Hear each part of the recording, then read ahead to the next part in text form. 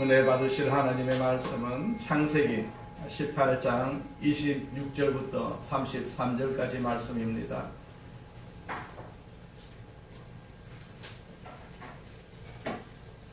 창세기 18장 26절부터 33절 말씀 같이 봉독합니다. 여호와께서 이르시되 내가 만일 소돔 성읍 가운데에서 의인 50명을 찾으면 그들을 위하여 온 지역을 용서하리라. 아브라함이 대답하여 이르되 나는 티끌이나 재와 갓사나 감히 주께 아뢰나이다. 의인 중에 5명이 부족하다면 그 5명이 부족함으로 말미암아 온 성읍을 멸하시리이까. 이르시되 내가 거기서 45명을 찾으면 멸하지 아니하리라. 아브라함이 또 아뢰어 이르되 거기서 40명을 찾으시면 어찌하려 하시나이까. 이르시되 40명으로 말미암아 멸하지 아니하리라. 아브라함이 이르되 내 주여 노하지 마시옵고 말씀하게 하옵소서. 거기서 30명을 찾으시면 어찌하려 하시나이까. 이르시되 내가 거기서 30명을 찾으면 그리하지 아니하리라. 아브라함이 또 이르되 내가 감히 내 주께 아뢰나이까. 거기서 20명을 찾으시면 어찌하려 하시나이까. 이르시되 내가 20명으로 말미암아 그리하지 아니하리라.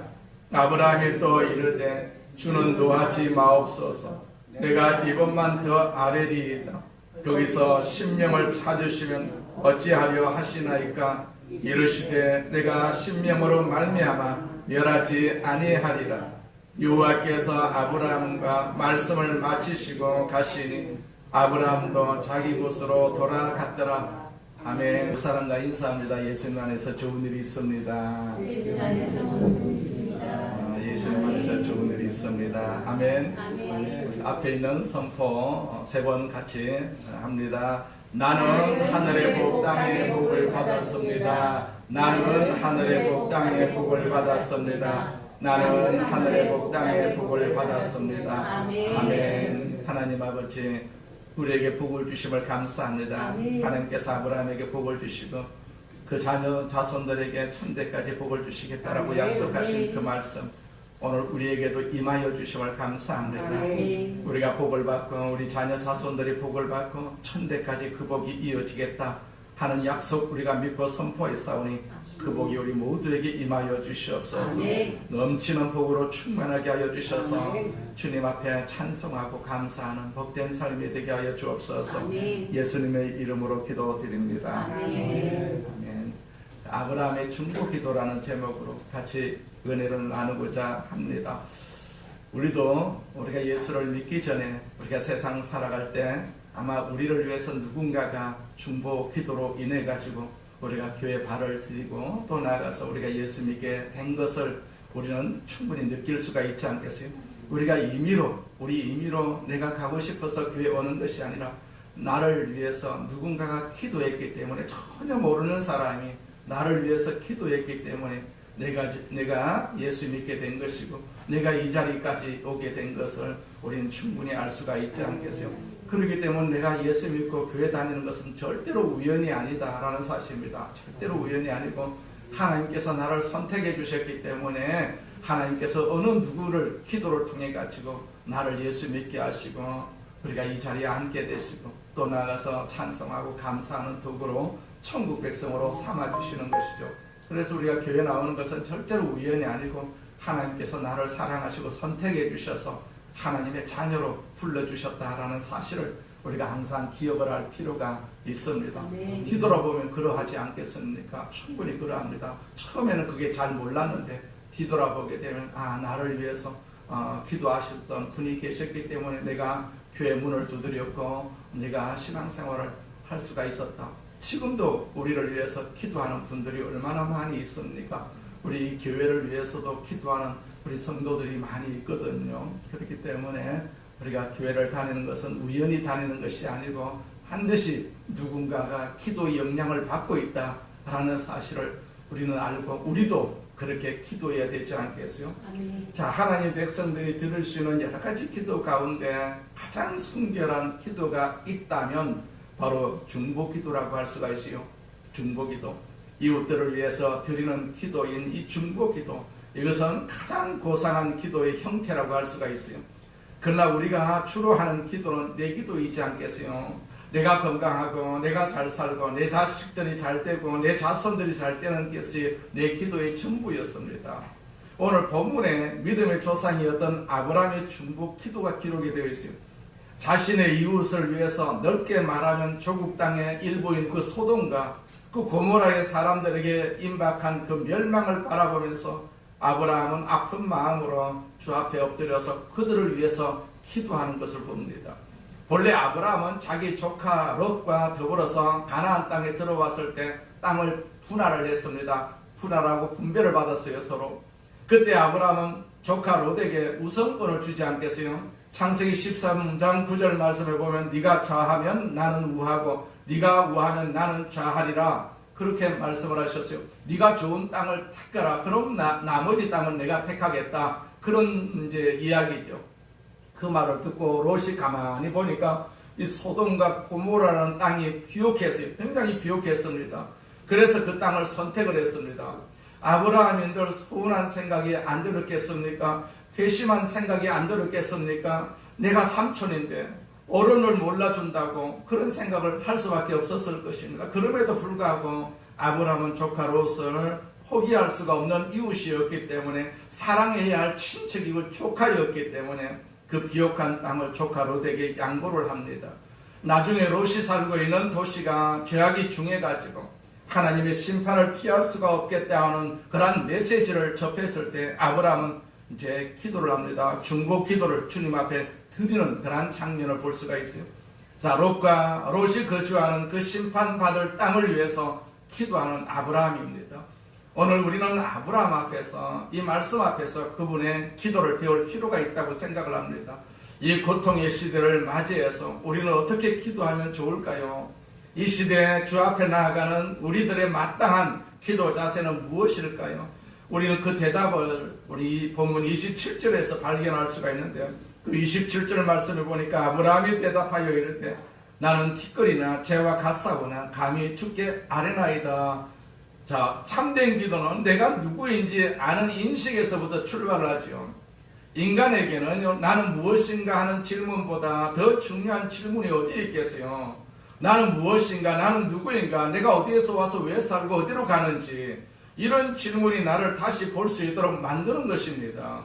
내가 누구인지 지금 생각해 보세요. 오늘 본문에 나타난 아브라함의 고백을 보십시오. 나는 티끌이다, 나는 재와 같다, 그렇게 고백하고 있지 않겠어요? 이것이 아브라함의 자기 인식입니다. 자기 자신의 인식입니다. 티끌은 먼지를 가리키죠. 먼지와 같은 나라도, 자, 우리의 원재료가 먼지라는 사실을 아십니까? 우리는 흙에서 취함을 입었다라고 성경에서 말씀하고 있어요. 그리고 어느 날 우리는 다시 그 흙으로, 먼지로 돌아갈 수밖에 없습니다. 지금은 좀 폼을 잡고 살고 있지만 다 먼지가 될 운명입니다. 너나 할 것 없이 다 먼지가 될 운명입니다. 인생이 별것 아닙니다. 이것이 피조물의 인식입니다. 피조물의 인식. 우리가 지음을 받았습니다. 지음을 받았어요. 그렇기 때문에 우리가 피조물이다라는 얘기입니다. 우리가 이 인식을 한다면 주님 앞에 겸손할 수밖에 없다고 생각할 수밖에 없지 않겠어요? 하나님이 나를 만드셨어요. 하나님이 나를 만드셨다라는 얘기입니다. 우리가 살아있다고 하는 것이 무슨 의미를 갖습니까? 흙으로 취함을 받은 나, 하나님이 주신 생명, 하나님의 생기를 받아서 짤막하게 이 땅에 살아가고 있다는 것, 나에게 생명 주신 그분을 날마다 내가 의존하지 않고는 살아갈 수가 없다는 인식. 자, 이런 정말로 이렇게 인식한다면 우리 날마다 엎드려서 주의 도우심을 구하지 않을 수가 없을 것 아니겠어요? 이것이 기도의 출발입니다. 우리가 기도하는 것은요, 주님을 알기 때문에 기도합니다. 주님을 알고 나를 알기 때문에 기도합니다. 기도하지 않는 사람은 주님을 모르고 나를 모르고 있기 때문에 기도하지 않는 것이거든요. 자, 겸손하다라는 말은 열등감하고는 다릅니다. 열등감에 우리가 사로잡힌 자는 기도하지 않습니다. 기도하지 못합니다. 내가 내 가정을 위해서 기도한들 하나님이 들으실까? 내가 나라를 위해서, 이민족을 위해서 기도한들 세상이 달라질 수가 있을까? 내가 기도한들. 자, 이런 영적인 열등감에 사로잡힌 사람들은요, 절대로 기도하지 않습니다. 그러나 겸손한 사람은 내가 피조물이라는 본질을 의식하면서 기도를 들으시는 하나님을 의지할 줄 아는 사람이거든요. 내가 피조물이다, 하나님으로 지음을 받았다 라는 사실만 알면 우리가 하나님을 의지할 수밖에 없고 하나님 앞에 기도할 수밖에 없지요. 하나님을 의지하는 사람은 기도합니다. 하나님을 의지하지 않는 사람은 기도하지 않지요. 그래서 내가 비록 연약한 인생이고 흙으로 빚은 바 된 피조물이지만은, 자, 하나님이 이 땅에 나를 고귀한 목적을 가지고 보내셨다, 나를 향한 하나님의 기대가 있다, 이렇게 믿고 있는 사람은요, 그 인생의 사명을 위해서 이런 자세로 기도합니다. 하나님, 감히 이 부족한 것도 내가 발을 디디고 있는 이 땅의 현실을 위해서, 이 역사를 위해서 기도합니다. 감히 기도합니다. 우리가 그렇게 기도할 수가 있지 않겠어요? 오늘 본문 27절에 다시 보십시오. 나는 티끌이나 재와 같사오나 감히 주께 아뢰나이다, 그렇게 기록을 하고 있어요. 31절에도 감히라는 단어가 다시 한번 강조가 되고 있죠. 아브라함이 또 이르되 내가 감히 내 주께 아뢰나이다. 자, 이것은 지금도 살아계신 하나님, 전능하신 하나님께서 그분에게 나오는 모든 사람들에게 변함없이 요구하시는 기도자의 자세라고 볼 수가 있습니다. 여러분, 하나님 앞에 나오실 때 겸손한 태도로 감히 주 앞에 나와서 기도하는 것 아니겠어요? 감히 주님을 생각하게 되면, 나를 생각하게 되면 내가 주님 앞에 나올 수가 없는데, 감히 우리가 주님 앞에 나와서 이 자리에 앉아있고 기도하는 것 아니겠어요? 우리는 기도의 사명입니다. 기도가 우리의 사명이에요. 자, 기도는 하나님 명령이거든요. 하나님 명령입니다. 그래서 기도하라고 우리에게 여러 가지 어려운 문제를 주시는 것입니다. 그러기에 겸비한 태도로, 자, 그러나 담대하게 보좌를 향해서 나와서 엎드리는 그러한 자들의 기도를 들으시는 하나님을 우리는 늘 찬양해야 됩니다. 기도는 항상 하나님께서 들으신다라고 말씀하셨어요. 그렇기 때문에 우리 예수 믿는 사람이 존재하는 것입니다. 예수 믿는 사람들이 다 기도의 응답을 받았기 때문에 지금 이 자리에 우리가 존재하고 있고 또 교회를 형성하고 있는 것 아니겠어요? 전혀 응답이 없다면 교회가 존재할 수가 없는 것 아니겠어요? 날마다 응답하십니다. 우리를 살게 하시는 분이 하나님이시고, 우리를 지금 이 자리에 앉아있는 분도, 있게 하신 분도 하나님이시고, 우리를 조금이라도 건강하게 하신 분도 하나님이시다라는 사실입니다. 그것을 생각하면 우리가 하나님을 찬양하지 않을 수가 없지 않겠어요? 아브라함의 기도의 내용을 보십시오. 아브라함의 기도는 단순히 인간의 필요에 초점을 맞춘 기도가 아니라 하나님의 필요에 초점을 맞춘 기도임을 발견할 수가 있어요. 결론부터 말씀을 드리면, 아브라함은 조카 롯이 살고 있던 그 도시 소돔과 고모라 가운데 하나님의 의 그리고 하나님의 자비가 부어지도록 기도하고 있는 것입니다. 우리가 주기도문을 읽으면 그 후반부에 우리들의 필요에 집중이 되어 있지 않겠어요? 마태복음 6장 11절과 12절에 있는 말씀에 보면, 오늘 우리에게 일용할 양식을 주시옵고, 그리고 우리에게 죄 지은 자를 사하여 준 것 같이 우리 죄를 사하여 주시옵고, 그렇게 시작을 합니다. 반면에 전반부는요, 하나님의 필요에 집중이 되어 있어요. 마태복음 6장 9절 말씀에 보면, 그러므로 너희는 이렇게 기도하라. 하늘에 계신 우리 아버지여, 이름이 거룩히 여김을 받으시오며, 그렇게 시작을 합니다. 누구의 이름입니까? 하나님의 이름입니다. 하나님의 이름. 이 악한 세대, 이 어두운 세대 속에서 하나님이 하나님 되실 수 있도록 주님의 명예를 나타내 달라는 기도지요. 나라가 임하옵시며, 누구의 나라입니까? 하나님의 나라입니다. 하나님 나라가 임하시오며 우리의 역사와 우리의 현실 가운데 하나님의 통치가 드러나도록, 주님의 그 기뻐하심과 다스리심이 편만해지도록 하나님 나라가 임하기를 바라는 것입니다. 우리에게도 하나님 나라가 항상 임해야 되거든요. 그 나라를 바라보면서 우리가 살 수밖에 없기 때문에 그 나라를 우리는 항상 우리가 요구할 필요가 있어요.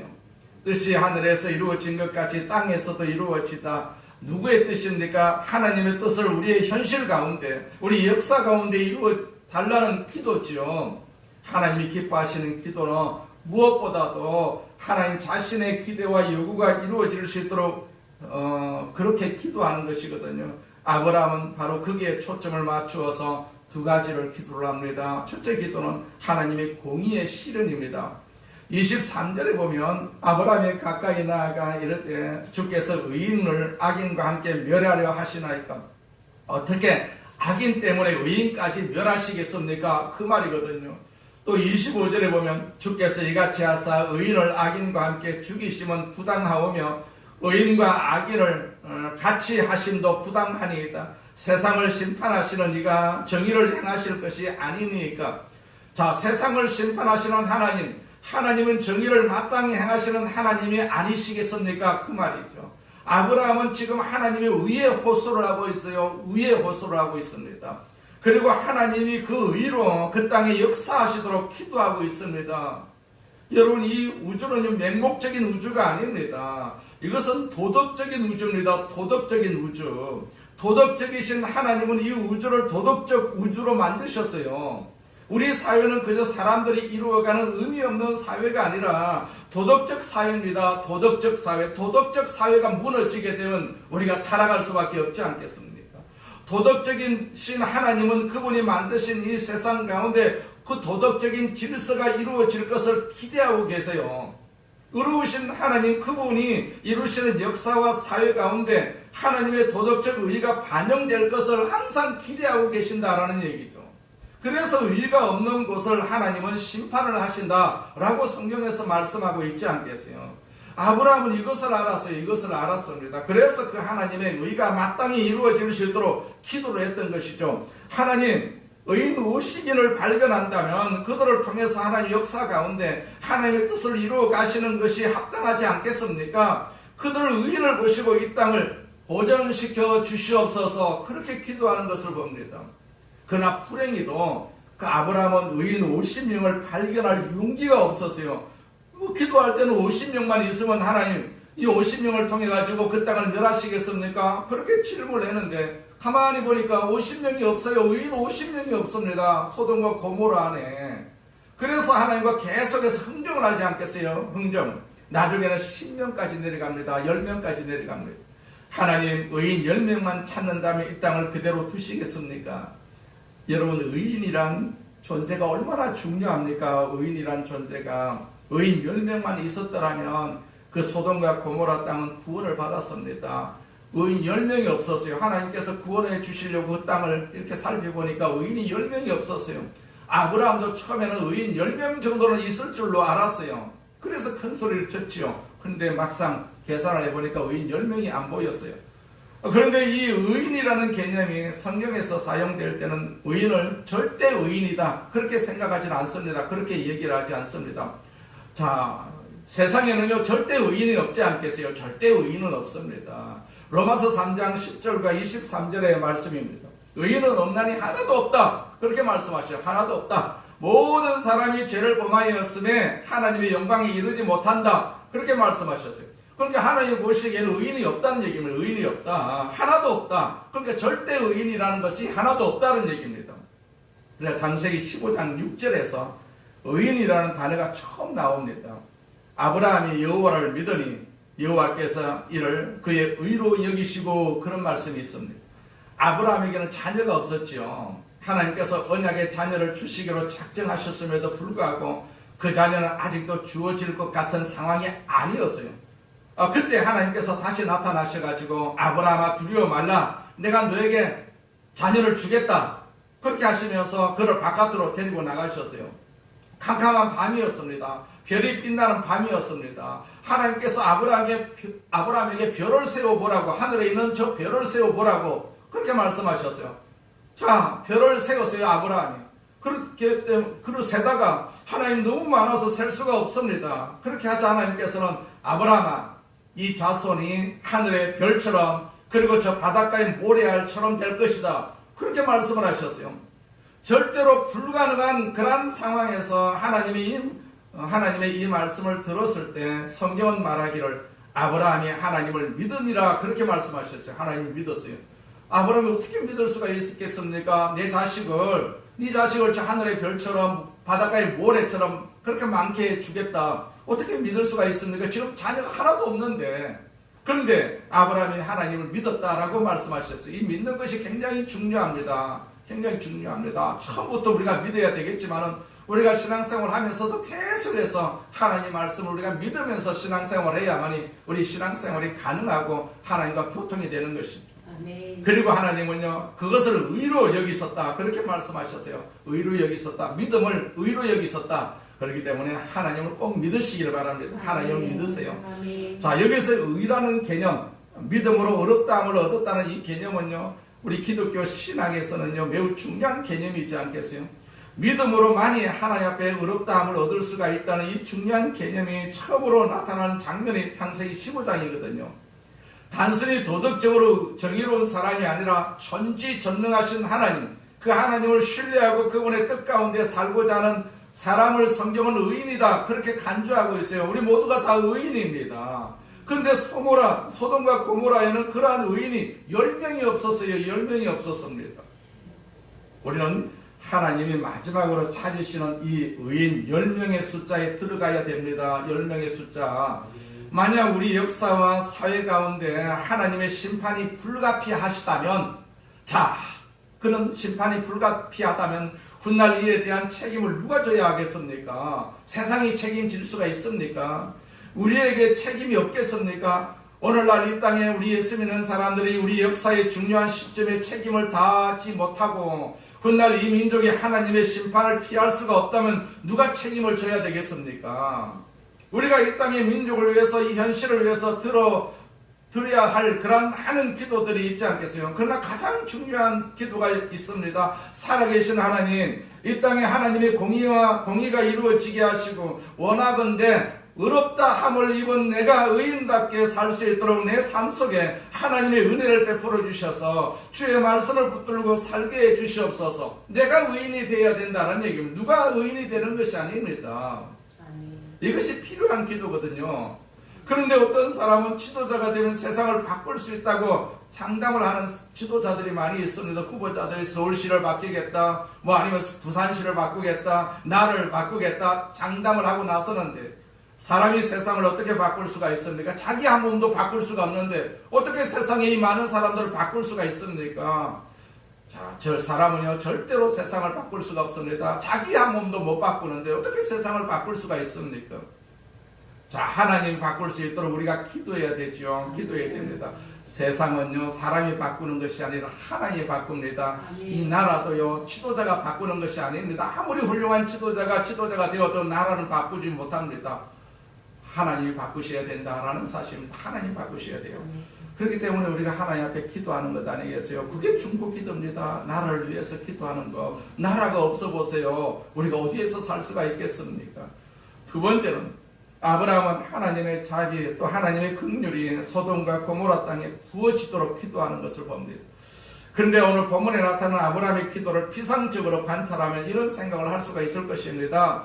아브라함은 소돔과 고모라에 사는 의인들에게만 관심이 있었지 그 악인들에게는 관심이 없는 것이 아니냐, 그 악인들은 망해도 좋은가, 그런 생각을 할 수가 있습니다. 그러나 24절 말씀에 보면요, 그 성중에 의인 50명이 있을지라도 주께서 그곳을 멸하시고 그 50의인을 위하여 용서하지 아니하시리까, 이것이 의인만을 위한 기도가 아니지 않겠어요? 오히려 그 의인을 보시고 나머지 사람도 용서해 주시겠습니까? 그렇게 하는 기도지요. 그런 질문을 가지고 아브라함은 기도하는 것을 봅니다.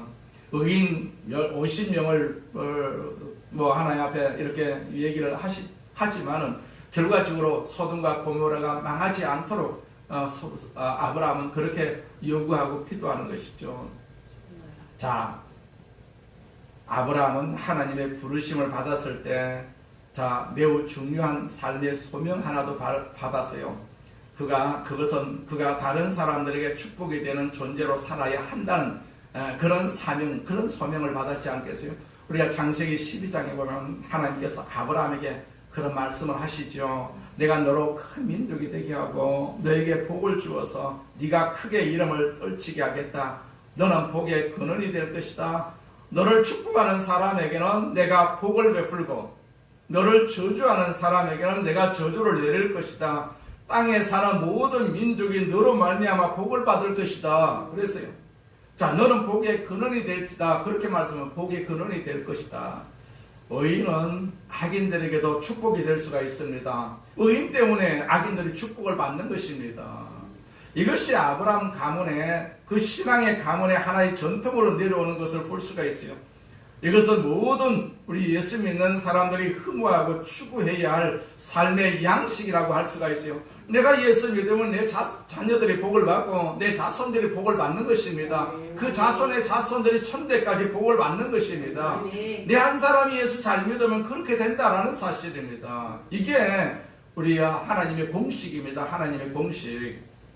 야곱의 인생에도 그런 일이 있었어요. 야곱이 외삼촌 라반의 집으로 갔는데 이 라반은 굉장히 간교한 사람이었어요. 그런데 성경을 보면 이런 말씀이 있어요. 창세기 30장 27절 말씀입니다. 라반이 그에게 이르되 여호와께서 너로 말미암아 내게 복을 주신 줄을 내가 깨달았다. 그런 말씀을 하는 것을 봅니다. 하나님께서 그 라반의 집의 모든 재물을 축복하셨어요. 야곱도 물론 신통한 사람은 아니었지만 라반과 비교하면 그래도 상대적으로는 의인이었지 않겠습니까? 적어도 야곱은 하나님을 신뢰했어요. 그런데 성경은 그 야곱 때문에 하나님께서 그가 잠시 거하던 라반의 집에 축복하셨다라고 기록을 하고 있어요. 요셉의 인생도 보십시오. 하나님께서는 요셉을 인해 가지고 그가 잠시 거하던 애굽의 보디발의 집에 축복을 하시는 것을 볼 수가 있어요. 더 나아가서는요, 애굽 전체 땅을 축복하시는 것을 볼 수가 있어요. 우리가 창세기 39장 5절에 보니까 여호와께서 요셉을 위하여 그 애굽 사람의 집에 복을 내리심으로 여호와의 복이 그의 집과 밭에 있는 모든 소유에 미친지라, 그렇게 기록을 하고 있어요. 내가 일하고 있는 직장 사람들이 이렇게 말한 적이 있습니까? 당신 우리의 가정의 축복입니다. 또 집안의 식구들이 당신은 우리 가정의 보배고 축복입니다. 아빠가 우리 가정의 축복이고 보배입니다. 그렇게 말한 적이 있습니까? 여러분은 가정에서, 사회에서, 이 나라에서 의인의 존재, 축복의 존재가 반드시 되어야 합니다. 나는 축복의 존재다라고 항상 의식하면서 살아야 돼요. 정말로 의인들의 삶은요, 그리고 하나님이 기뻐하시는 사람들의 삶은 악인들의 삶에도 축복이 될 수가 있는 것입니다.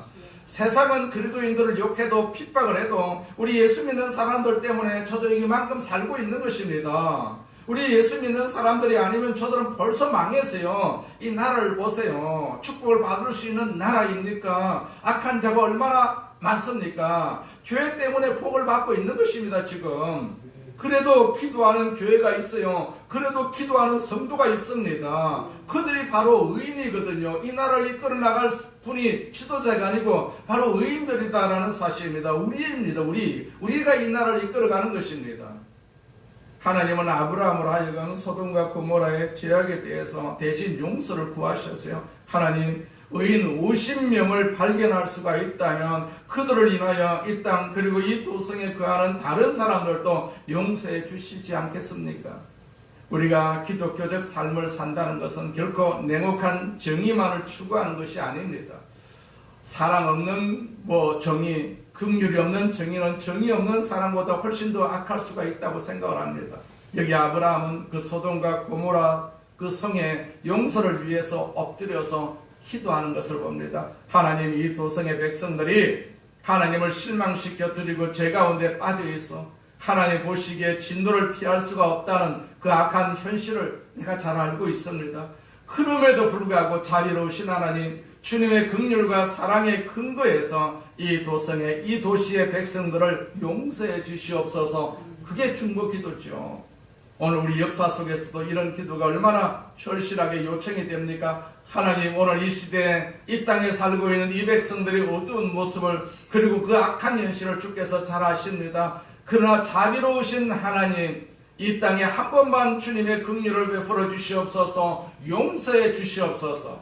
이 얼마나 필요한 기도입니까? 이 어둠의 역사 속에서 오늘 죄악 가운데 빠져있는 이 백성들의 현실을 바라볼 때 우리가 주님 앞에 나와서 탄원해야 할 기도가 바로 이런 기도 아니겠습니까? 하나님, 이 약함, 이 어둠, 이 죄악에도 불구하고 이 땅에 다시 한번 더 이 땅에 자비와 긍휼을 베풀어 주시옵소서. 이것이 바로 우리가 드려야 할 기도이거든요. 아브라함의 기도는 부분적이지만 응답이 되었어요. 그것은 아브라함이 중보자로서 완전하지 못했기 때문인지도 모릅니다. 완전한 그러한 어떤 절대 의인이었다면 하나님께서 그 절대 의인을 보시고 그 소돔과 고모라를 아마 멸망시키지 않았을지도 모릅니다. 자, 하나님께서 롯의 가족을 구출하심으로써 구속의 역사는 계승이 되었지만 그 도성 전체가 구원을 얻지는 못했지요. 망했습니다. 그 성은 불탔습니다. 그러나 먼 훗날에 아브라함과 비교될 수가 없는 절대적 중보자 한 분이 역사 속에 찾아오시지요. 그 하나님의 의, 하나님의 공의와 사랑을 완벽하게 가지고 이 땅에 공의와 사랑의 역사를 이루기 위해서 오셨던 분 누구입니까? 바로 예수님이시죠. 예수님이십니다.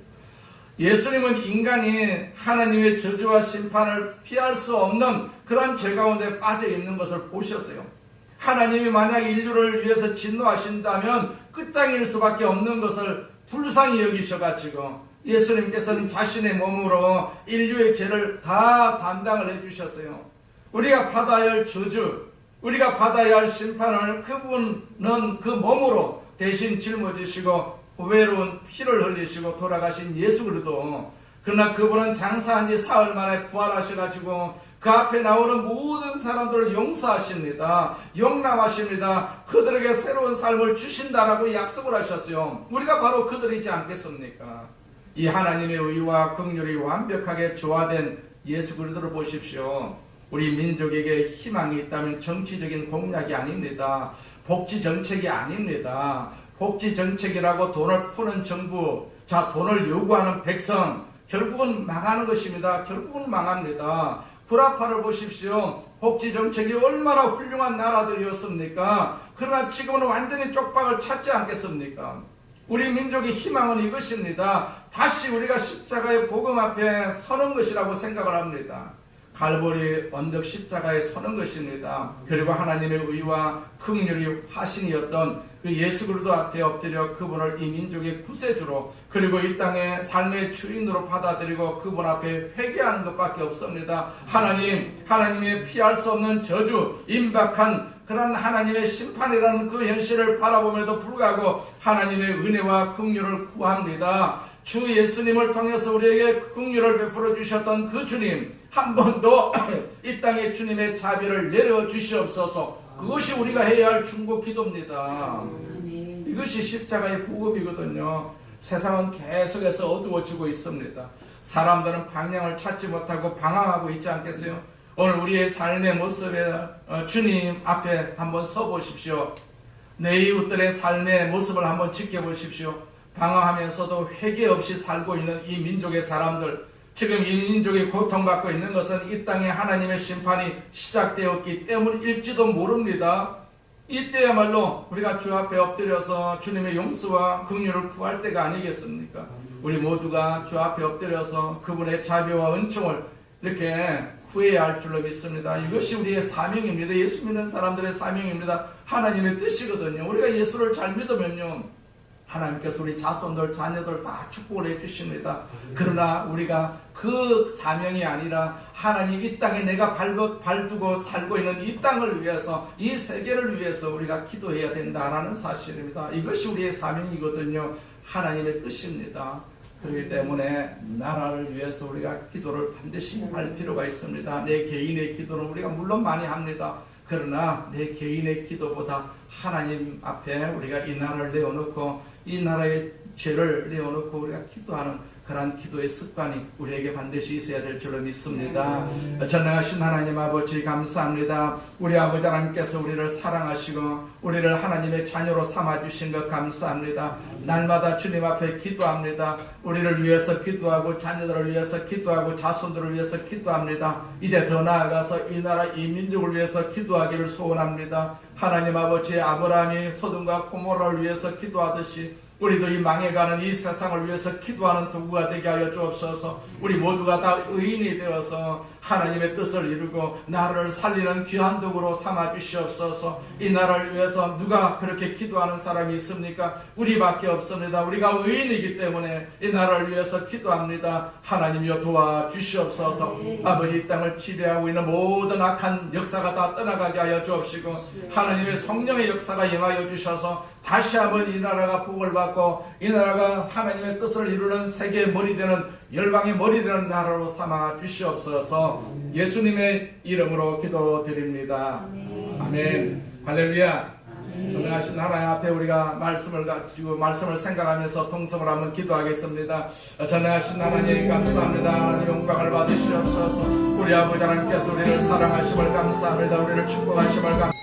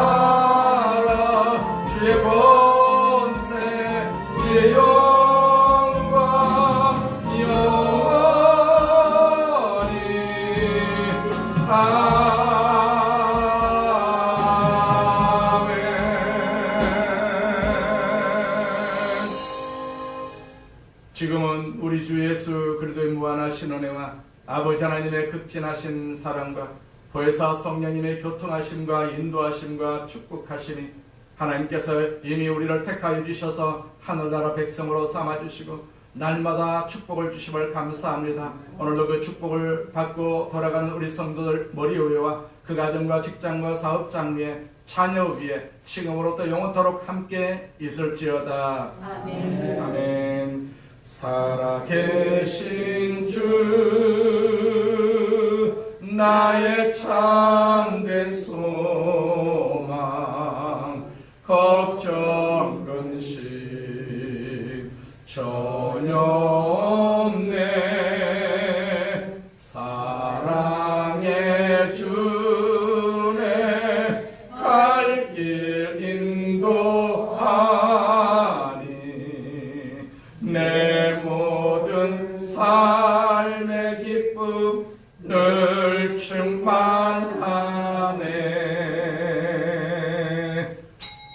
할렐루야. 우리 함께 한 박수 드리겠습니다.